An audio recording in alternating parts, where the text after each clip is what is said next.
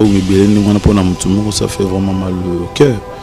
Et que ce bazar na souci mboka ou bolingo mboka wana moto na mutasa la examen de conscience à la non trop c'est trop parce que vous ambon et belé bongo tchango na poche note na continue pour ça non et l'autre c'est mbongo et fait à la royal wanda ko ndako so eleki munene mingi ba pièce musoko tarati elinga ndako yate ndako fait za non ramuke za na mo ba pièce muke o ko ta na côté salle de bain na côté chambre mais so za na ndako o za na ba pièce ko lega 200 pièces et que la chambre musoko tarate tina nangozate. Donc je pense que ce conscience il y a ba congolais il y a ba dirigeants na biso ils ont une place pour na loba que bon allez s'il vous plaît quand ça peut mboka bolingo mboka ezala souci mboka ezala to kabola ndambo za plus de 50 millions na bandi libanda pour na galère l'équipe passer l'équipe équipe battu sur na poste bazana mboka na bango. Donc nzambe acha bango loboko ba mona quand même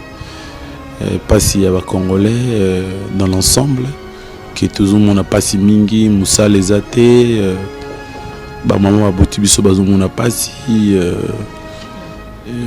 vraiment batika ko mitala quoi batala vraiment que to ba tambola tananzela ba mekotala nanzela ba omona vraiment ndingi pauvreté zo mona na bi bazo caméra ba filmer nzela ba omona que toujours souffrir ndenge moko sarana te soki conscience ta bango yebisa bango quand même que non trop c'est trop tout ça l'effort pour peuple congolais atika kolela atika souffrir mais bo sanate bo que c'est belé tant voyage souvent et qui panzala parce que ba monsieur belé azo kanisa surtout qui poto pour na 2 mois à son babyloniens ça fallait baza fidèle hein, c'est bizarre quand même hein ko bazana est fidèle bazana yeka ka 5 mois bazana ka c'est bien. Et il y a le bac évolution comme ça là par rapport à ba monsieur mais ba monsieur belé bayawa ba monsieur Congo ba na ya Rafali Zaiko Empire Viva ba monsieur belé au bon monde na belé monde ba monsieur belé ba na poto baya ba monter ba tikala ko tikala. Donc nzamba osungaka ba oya ba ye ba tikala tozonga na tozongi mais aucun problème. Noka fere noka fali noka tuna banzemu na bango nyoso ouais nayoka pardon noka mundibu nayoka ni mundibu te wana na biso nayoka bango nyoso nayoka moko petit moso to bima mikolo na boseni comme na yepe nayoka ke comme na petit wana bina filé aloba makamuna mingi yalingaka Didi Kinwani so mamno ndeni alba rythme no eto non le baga fait ba ila imba makamoko boye ngona mona gazo la sa voiture na TV alobi fait ba ila lobaki anzema Didi Kinwani kozwa na mokili ne kozwa na mokili ebota kankele talali boso pe simande kwa masamba la sabivio moni non non ga bon on est courage. Mais attends, les jeunes unions sont bazo kende, bazo linga ba ma culture la Congo liboso, il faut qu'on t'encourage. C'est Kofi qui t'a mis ta mémoire et pas na et tout. Oui. So ça na batoko remercier ko charape Kofi hein. Mais chaque fois na loba comme na tika lo loba te que ngana yaki vivre ngamo. C'est un jour de faire featuring avec lui, ko ça featuring na quand même. Ça déjà non, tout ça là nzemo comme nango na étoile ouais. Ça les gens ils ont poto immortaliser justement ba moment tout ça là grand nanga ba tenu so ba yebi que kulutu Kofi nem ta memenge papa ba wana histoire yebi tomoni kulutu na Kofi lo bida leki alobeli makambo ya bana, c'est-à-dire parce que tu dis que bana baza o bazali beau-père na bango zali Ngelo bati soki mutu mo akomi rastaman biso to ko rastaman non c'est-à-dire rastaman mais bati mo babo kata suki ali bino mbalonga na tiki na lwa Bob Marley et puis bati nso bakomi lwa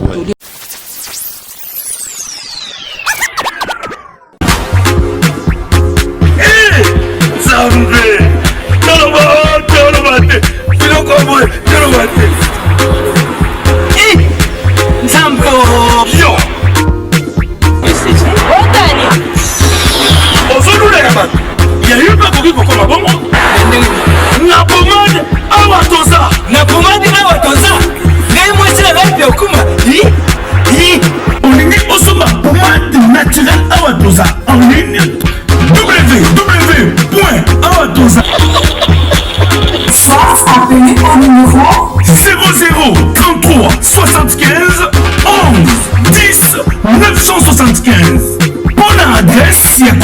Sumba Pommade Awatoza, 70 rue Marcadet, 18e arrondissement, métro Marcadet, ligne 4.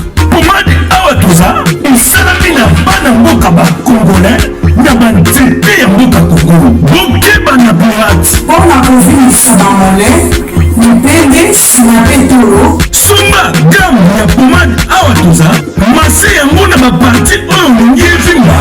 Si ma ya 3 mois, on fait résultat. Allez. La pommade Awatoza, moi ça n'a pas connu qui bocole. La pommade Awatoza. Glody Diasiga, la mignonne, la mignonne, Tracy Mbelenga Pro, Tracy Mbelenga. Aux télévisions, sauf rien, une émission présentée par votre homme les servantes Pamela Chekola. Je l'ai toujours dit, cette émission, c'est une émission que j'invite des invités de marque. Toujours des exclusivités à travers cette émission. Et moi, je vous dis que si vous avez des suggestions à faire, n'hésitez pas de le faire à travers cette émission. Il y a un numéro qui est affiché sous vos écrans. Moi, je veux vous recevoir. Moi, votre homme les servantes Pamela Chekola. Voilà, vous avez vu 2 exclusivités des émissions que je présentais avec 2 artistes, 2 combattants. Comme d'habitude, je suis là pour vous faire plaisir. Voilà. Émission oyo ezalaka beaucoup plus au le rabato na ba question na lo tout le temps que ba question oyo lo ba dans la rue en fait. Il y a des gens qui se posent des fois des questions, ils n'ont pas le moyen peut-être comme ma question n'est pas le concerner. Alors moi Pamela Chekola, je suis là naza interprète nabino. Si vous avez besoin de poser vos questions, vous avez besoin que je na recevoir Moutoumaro Bozo CPA, n'hésitez pas de le faire à travers cette émission, à travers ces numéros qui affichés sous vos écrans. Alors, c'est vraiment une exclusivité. On a sali pour une surprise. C'est depuis 2 années. En tout cas, ça fait vraiment 2 années qu'on ne s'est pas vu. Et en tout cas, je suis n'habité dans le bandeni dans la joie. Je suis comment. Ce soir, je vais lui recevoir un grand dans la musique congolaise. Un grand, je le dis, je le confirme, dans la musique congolaise. Il a fait Èvre, de Tolobarane, musicien Balbara Èvre. Voilà, alors pour lui, je pas 2-3 mots à dire. Je reçois pour vous ce soir dans cette émission, lui on l'appelle Redi Amisi Bailo Kanto, que je dis bonsoir. Bonsoir Pamela. Ça va? Très bien. Après combien d'années on s'est vu? Ça fait longtemps. En tout cas, dans mon cas là, mon cas la RDC n'avait été comme parisienne. Ça veut dire non? Oui, na yoka ika qui roya poto mais voilà, si qu'on a mon comme la poto. Tout bien on a Pamela de Paris. Panam. Double brassard. La parisienne. Ah, double brassard déjà. Depuis. Hein. Oh là là, à chanter. Ça va? Ça a confiné, stressé un peu, au cocano pototé. Comment tu t'en sors? Oh, beaucoup c'est que ça. Tu es obligé. Hein. Depuis le mois de janvier, tu es allé à... Bon, ça va. Sinon, ça va là. Depuis mois de janvier, tu as fait 7 mois. Oui, on a profité. Ça va être au milieu. Oui, on a 2-3 mois, mais bon, l'avion est à la tête, on est là-bas, bon, tu profiter. Tu vas en Abana, des choses comme ça.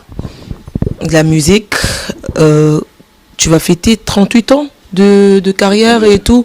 Ah mais c'est beaucoup hein. Donc moi on a beau t'ami 38 ans, t'es un père. Un grand-père. Un grand-père. Ouais. Et comment ça va se passer? Tout fêtant on a poto, tout fêtant on a kin au sein on est. Mais on a kin. Ah déjà surtout plus de 10 personnes ici comme donc ambiance sera bien à kin. Je pense que son ambassadeur ici aux amis na kin qui a. Ah, au fait, on est bon ici déjà tu vas inviter 2 artistes, d'autres artistes et tout, de musiciens au boyo en arabien, au 500 mois bateau et tout. Au salon on quelque chose comme ça hein, en tout cas vous appelez Ngate mais vous bien va mista va copain na kin que na ba mista ba zebeli ba jano binanu ba didi kinani ba nani. Je dis des artistes en fait. Vous en avez idée? Non, artiste c'est comme polémique, artiste c'est gago ba omona na ba monani oui né. Mais so bengi ba misusu ba été comme il veut ba la benga ka banani voilà mais tu as dit tout à l'heure tu es un grand-père, tu es un grand frère aussi pour 2 autres et tout. Aux en la artiste nayo oyo lingra parce que nga na yebi ko ningi bango so parce que za grand frère en fait. Je me réserve un peu, je ne vais pas poser de questions sur l'ingarate. Alors, je sais ce que tu veux et tu ne veux pas. Alors, par rapport à Nengue Zalaki, que Zalaki n'a projet au sala featuring na fait rigola. Tu l'as plus fait au salon sauté raté? Au sala raté, mandé na héritier, minae faire dans la kin. Il y a quand même une kin, soit quand même que tombe to sali. Rataponi. Bon, Zara qui m'a voyagé, m'a zaté, m'a kepoto, m'a tikali ka bon. Mais il était déjà bon enregistré et tout. Déjà oui, il y a imbi nze mon ngamo ko ngapena minze mon moko. Tu imbi déjà. L'album na mi on mi démon aux l'album na nze mo bimi mbale. Oui, nze mon album na minze moko et puis l'album na ya minze moko. Non, nous dans la studio aux qu'on enregistré parce que ça fait longtemps ce cet album t'es hein. Oui. T'as pris du temps, ça fait combien de temps? Ah, on a habité bon l'album est sous n'exagère sauté ça album chaque 2 ans parce que maintenant quand la natin au yokabanze pendant 2 ans hein. Mais les qui a 2 ans c'est beaucoup et c'est peu. Oui mais le bat yokabanze on a 2 mois. C'est ça la différence donc quantité na qualité zéro monté entre Kobimsara qui a ebimi et que bat yoki na bango monté bat bakangité et puis voilà 8 ans et le bac est bon. Prends ton temps pour que bon mon collègue Bima va sentir que bon Redia Missabimsi. Tu as des projets pour des concerts ici à Paris? Parce que je fais en fait 2 émissions avec de combattants. Nebeke Baba frère Nayo, bien que il y a d'autres artistes dans le barrage, Boma Musique à Congo. Et mon émission dans le barrage, je suis pour la culture congolaise, qui est aussi notre musique et tout, la musique congolaise. Alors, je fais des émissions avec des combattants. Apparemment, baza au Cabana, on est équipé au thé. Là, ils ont qui sont dans autres nam. Alors, il y a un monsieur sous bandimi, bazo senga que bo sangana, bo solo là pour que bo zong sa musique na France, na poto, ouais. Alors, qu'est-ce que tu peux dire par rapport à ça? Il y a bien, il y a ma et tout parce que majorité à combattants, lingi vraiment musique et zonga. Ou penda banda qui est tout monsieur soupé bazali ou bazo boya bazana ba résistance parce que Kofi Azobeta na eu arena je crois na février je sais pas ou août. Alors bazo senga ba musicien bo sanga t'en fais partie, tu es un musicien un grand dans la musique congolaise. Tu peux dire quoi par rapport à ça? Il y a de bonnes choses hein. On a l'un des artistes militaires pour culture na saison puisque la salle d'émission moi belé na ba confrère na bino belé na speaker qui est bon. Ça vaut la peine quand même que Tozonga, puisque les Camerounais, les Ivoiriens, les Africains, et qui puissent être raté, ils ont fait avancer la culture nabisoté. Et que ceux qui un jour décider qu'ils ont la bonne, c'est une bonne chose. Donc, c'est l'appel aux Alana, aux profiter de la réunion.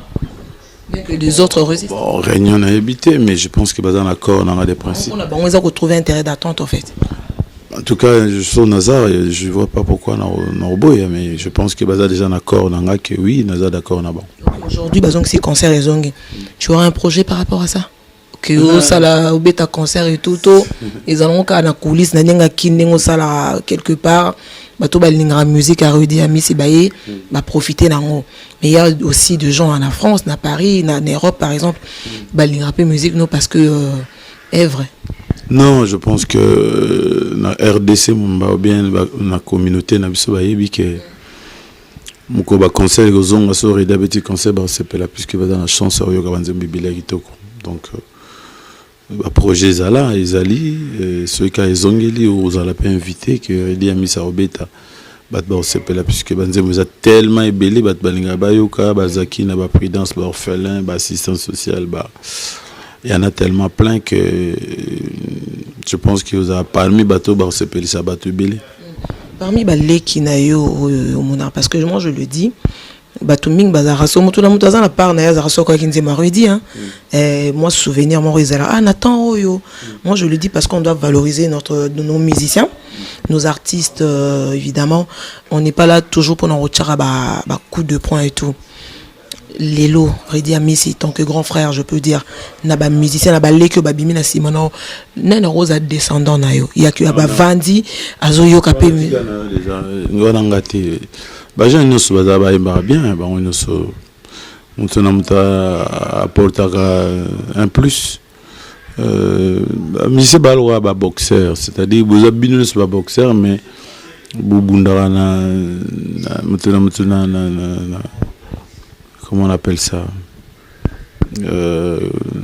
la catégorie na amso ba poids plim, amso poids lourd, amso poids léger, amso donc mais bien ne se ba boxeur donc ba musicien quand même de petits frères au Félicita Lelo, ils font quand même un bon travail. Non, comme ba polémique ils ont atina bangonio so ba beta. Ça fait du bien par rapport à la question de savoir aussi. Je ne peux pas le dire na télévision basé belé c'est qu'on a le combat 2 et puis alors que balinganga 20 ou 25 c'est que 2 le biona ba msuba ba le benanga na sepela le bi comme on a té monté que créer ba crise de confiance pour rien non bangonio je pense que muto apporte un plus selon musique naie et qui ne se peut là bangonio vraiment bangonio so za rêve na bango en fait bangonio c'est na ça la featuring na Vieredi na tout le monde au fait hein bah jeune nyo so ngape na se peut là bango obi ngaza peut-être le seul musicien ou à ça la ligne unanimité dans la conflit na bato nous avons vraiment na conflit na bato donc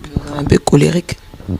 Oh mais mutunyo c'est des karamingi non pas forcément mutunyo so za na tempérament na tempérament yanga na niveau travail na vie sociale boyé mais na limité na pas ça na rapport na aussi les cas tension comment te comme Mikolo plus de 60 ans donc ça n'a rien à voir. Redi Ami c'est un grand dans la musique. Est-ce que tu peux faire une différence entre coréen et la succès? Oui. Parce que toi tu rennes hein ouais il y a une différence et tout. Mais oui différence c'est ça que sur les jours Lexi 10 ans et que Banzé Mouné Beta Kaka alors que Banzé Mouné c'est les cas non plus de 10 ans au comme j'ai régné bateau bana succès ça le roi Banzé Moué été aux anapoto et bizarre qui différence a été c'est-à-dire tout le monde Bimissinze Mouné Bouyé pendant période mon Bouyé à salut succès bah bien Mikolo mais après succès on a moins l'aime se battre bossani donc différence c'est ça qu'on réunit ça moto ils vont dire les autres traverser 10 ans d'ailleurs différence c'est ça na réalité na chanson na cantique na œuvre donc différence c'est ça œuvre il y a un petit ça là que ils ont traversé bamboula chanceuse à chanson nzembo ndeto le bien a été et puis banze msuza na ra banze mbo et biminango et c'est le succès mais et où mériter na mito batoko tout na moto binze mbo alors que to bimala msu ya 6 mois bien nazo ba soutien mais nze msu c'est bimanango le ra ba mabele par exemple nze mbo kala mais surtout ni moto mabele na yebiango motana olenge alingi ya sala économie azali seko banza mokola koko moni on est commis chef d'œuvre même pas œuvre mais chef d'œuvre donc bah musicien peut baza bon.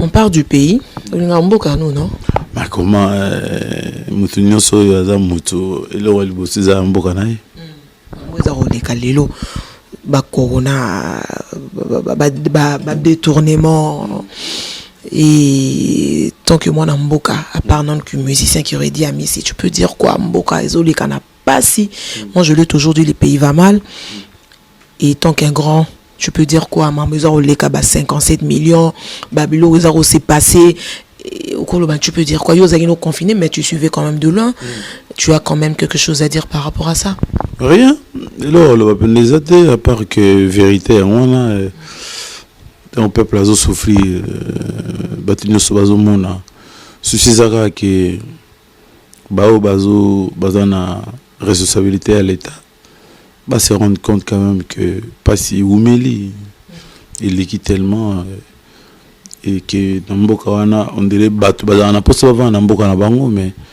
to bima est belé quoi tu as plus de 50 millions na bandi libanda pour na galère l'équipe passer l'équipe et batu nous ba na posa bazana na Mboka na bango donc nzambe acha bango loboko ba mona quand même pas si y a Congolais dans l'ensemble que tout le monde a pas si mingi Moussa les athées ba maman a boti biso bazo mona pas si vraiment ba tika ko mitala quoi batala vraiment que to ba tambola tananzela ba me kotala na nzela ba omona vraiment ndenge pauvreté ezomona na bi bazo caméra ba filma nzela ba omona que tozo souffrir na ndenge moko osakana te soki conscience ta bango yebisa bango quand même que non trop c'est trop tout ça l'effort pour peuple congolais atika kolela atika souffrir.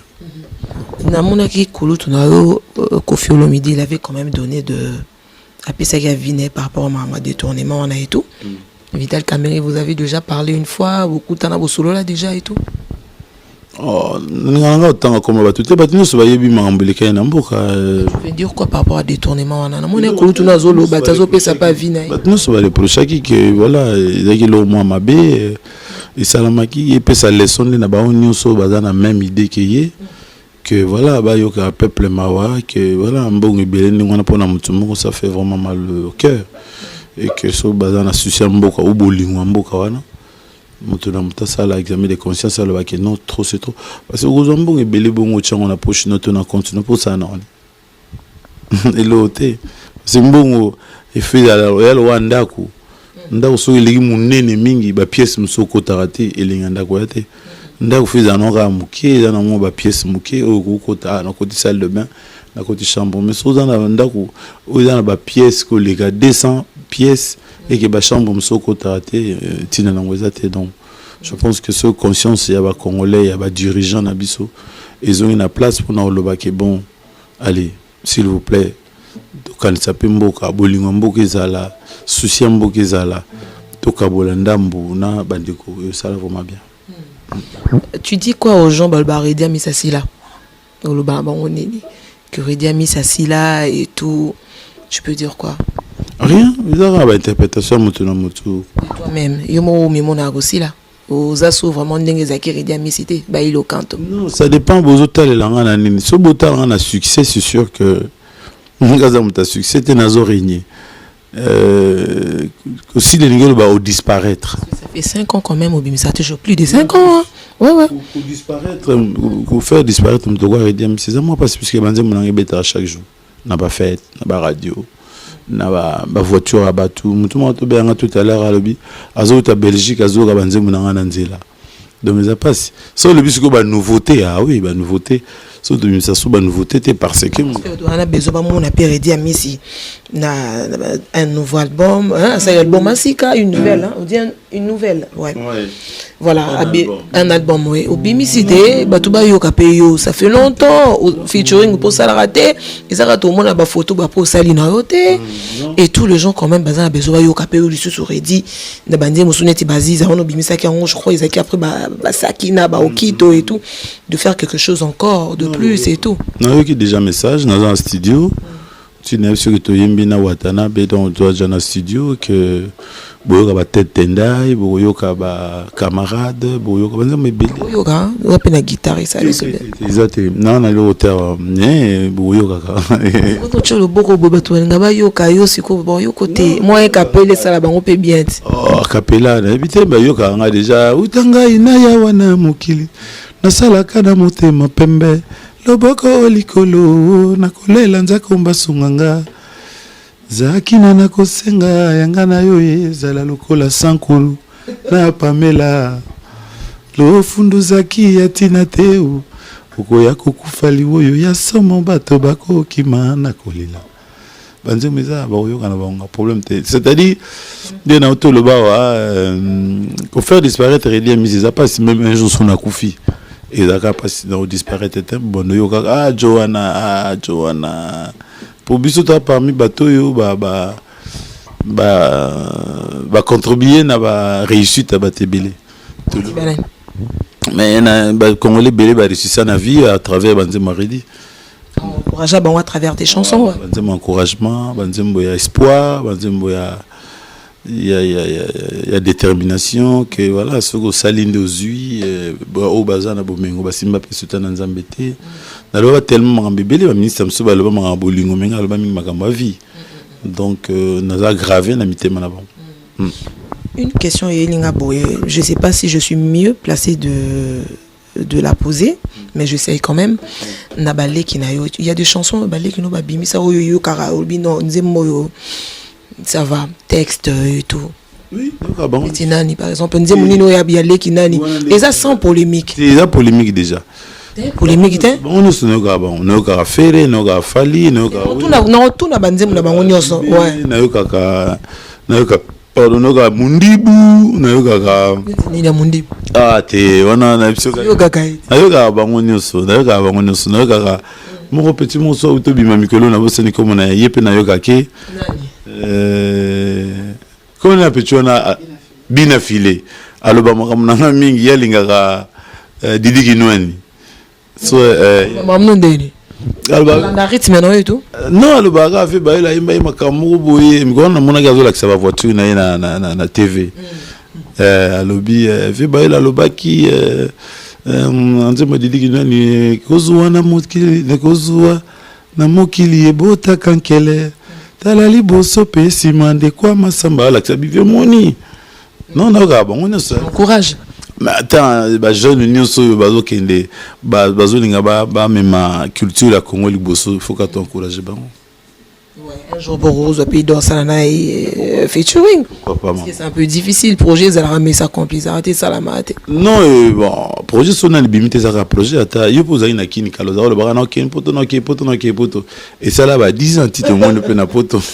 Un jour nzamba rayo ki le samona yo donc ils ont des mon projet ba nzemo ce qui un jour nzamba oyo ka biso to sala kaka. Papa Mbaza sauté. C'est quand même ton père, il t'a montré la musique. Tu peux dire quoi? Une chanson de Papa Mba Obosa la feature naïe. Et ça la paiera à tout plaisir. Netini.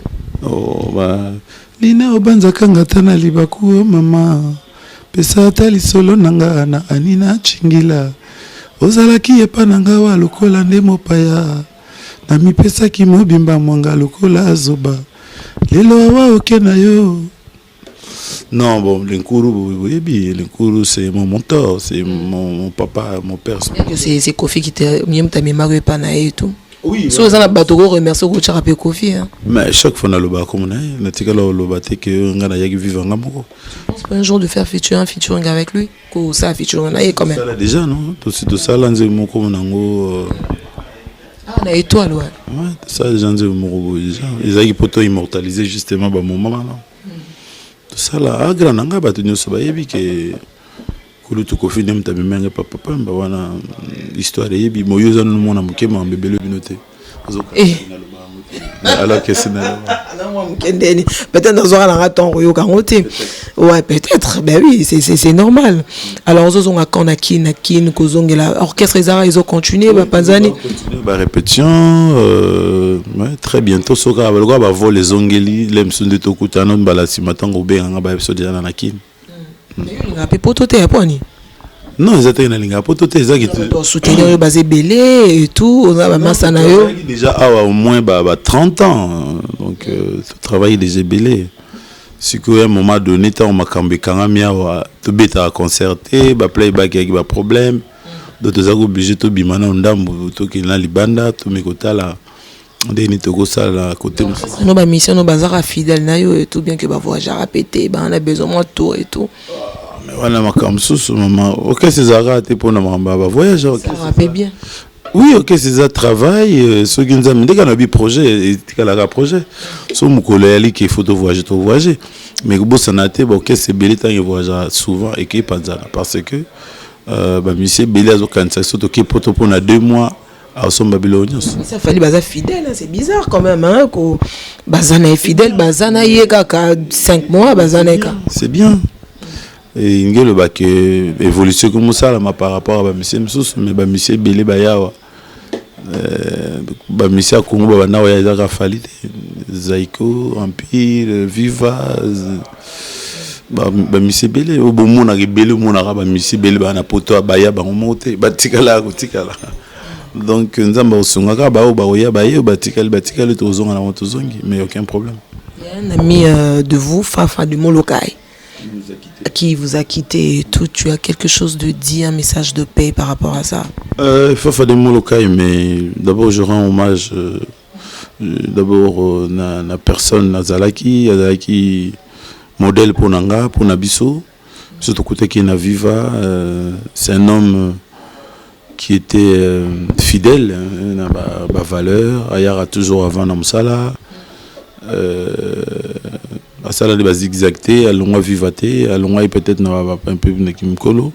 Mais avec nous toujours respecté Mingi, Aimbara bien. Voilà quoi. Tu as une chanson de lui ou Aimba aux Alons la moto et tout. Juste pour immortaliser quand même et tout. Oh, Zaki, on dit moto lingawoni ni fini que fille de chancer. Angeluya Nzambe tolingana na moda liboma ngai kona kelela kala na koluka na pasi na ngai na koluka nzela ya lobiko attention na monokwa nakoya kobeba nzoto nazali vedete na yebana nzemoboya na kolinga mingi. Ok, album Obi, mais ça le nom, le titre, tout ça. Bailo Canto, album. Album Bailo Canto. C'est bizarre quand même. Hein? Non. Pourquoi Bailo Canto? Cabo, tu as batiste, tout le monde qui Bailo Canto bien. Beaucoup là dans ça, l'ami au monde a chez grand-père. Moi, les moitié maître des écoles. Bisous tout le monde qui a un ballon tout ça bon. Album Bailo Canto. Na maman, tu connais quand ah maman détournement tous les mots bien que nous arrivons à la fin de cette émission. Tout le monde kulutu na kofi olomida leki alobeli makambo ya bana, c'est-à-dire parce que tu dis que bana baza o bazali beau-père na bango azali non question na suka na bon polémique ça na kini en fait parce que dans un monde bato ajibu bazo leka, je sais pas, tu as quelque chose à dire, un conseil na grand frère, non, parce que on dirait ya Kati penda singa donc azolo bakaka bana na ngai et tout, tu peux dire quoi quand c'est ton grand frère? Maman, merci Pamela Nengo yaki lelo na studio. On a besoin de répondre avant moi. Attends, mon idée. On a idée monter dans ma solo. Mais parce que ça m'a cambo. On fait partie aussi, t'es un musicien. Oui, mais il y a le bâti, ceux qui m'ont tout moi comme Rastaman, bisous de Togo Rastaman. Non. C'est-à-dire Rastaman. Mais bâtiment babo Katasu qui a eu un ballon, on a tiré dans le roi Bob Marley et puis bâtiment c'est pas comme le roi. Tous les roses à la pété par rapport à Yango et tout. Exacté. T'es 10 hein. Merci mingi na image. Toyo Kyote quand même hein. Toyo Kyote hein. Na nini. Banzembo Kito, Sakina et tous les gens balinga ont immortalisé était. Émission ga poto lo ba za poto yembate mkolali. Oui. Mkolali. Moi plaisir karaté ça là les gens aiment t'écouter Bailo Canto Redi Amisi. Bon mais on attaque la Misokito. Zela mama bolingo yango ekoyakate. Musika nanga na miso na bombeli yo ba souvenir zonga ya ka chérie natikala maboko pamba kotikanga te Pamela lobelela ngai wa yo lelo tindelanga ta bantsango na voix postale Pamela mabanzo malekinga okito pelisa limeti na mona mpembe di okito bakomi ko zomelanga okito telefone ngata na pokwa mama. Voilà, merci beaucoup. Une chanson que vous avez fait avec Héritier Toro, extrait caca. Ouais, pour notre tête. Moi, à passant quand moi plagia car il est tout. Nzema batasika na sina. Nzembo siko sali oboto yo kana wana pe. Mais na boité za nzema na bimité, ezaka ki boyo ka ontange obima. Ya banzema bato yo nzemba sika, yo pe la mona sika to monite bombe ngote. Nous sommes arrivés à la fin de cette émission. Mais un mot de la fin quand même par rapport à cette émission. Comment tu as trouvé l'émission par rapport à solo du mois Moukier? Tellement. Tu peux dire quoi par rapport à l'émission? Tu as une bonne idée qui est dans mon poto et qui est Pamela de Poutou. Bonne chance. Poton yango est-ce que tu la suko yo? Yakini total à peningi sala qui est bon. C'est la ultime qui Pamela de Poutou totalement dinkin na T10 ça l'a bien non mais merci dans l'ensemble na pesi ba mission so ba lande mission beauté bango nyonso Didi Kinwani Jean Obinanu Tetendai Dede Mopasa bamisa nyonso ba oza camarade bakonzi na kini on a tout bien bakonzi ya problème te bango nyonso na avant bakoma bakonzi toyebanaki avant problème na ngai ezani faute na ngai ezani soki bino bokomi bakonzi aloko mpe bango balobaka redi ya misi wana akoma vedette motu na biso toyebana ina avant faute na bango ya nini donc ngai oyo bate mpo toyebani nde makambo bango baosalanga na okosio non toyebani kaka nayebi mpe bajoueur nayebi mpe banani bajoueur na bajoueur tu peux citer 2 ou 3 banga te bele kaka nayebi mais eyaka mpona olakisaka bajoueur alelo osolana moko te te oyo bajeune na mikolo nano mpena te mais nayebaki balwalwa nayebaki trésor lwalwa nayebaki nani mwana barumbu wana nani matumu na Rome je salue nayebaki room nayebaki bayebele tina tangelo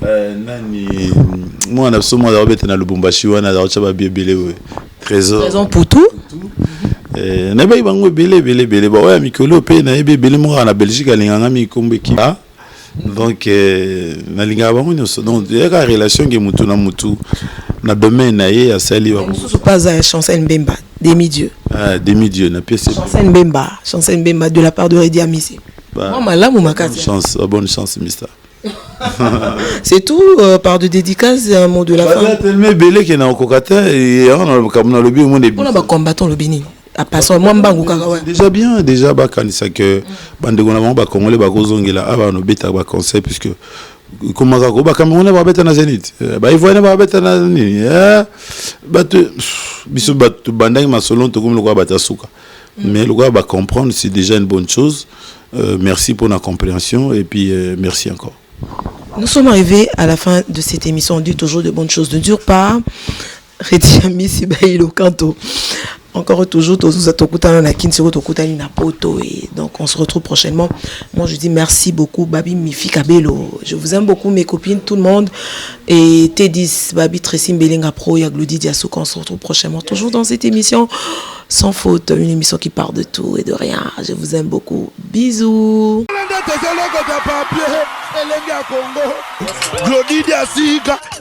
La mignonne. La mignonne. Tressim Belenga Pro. Tressim Belenga.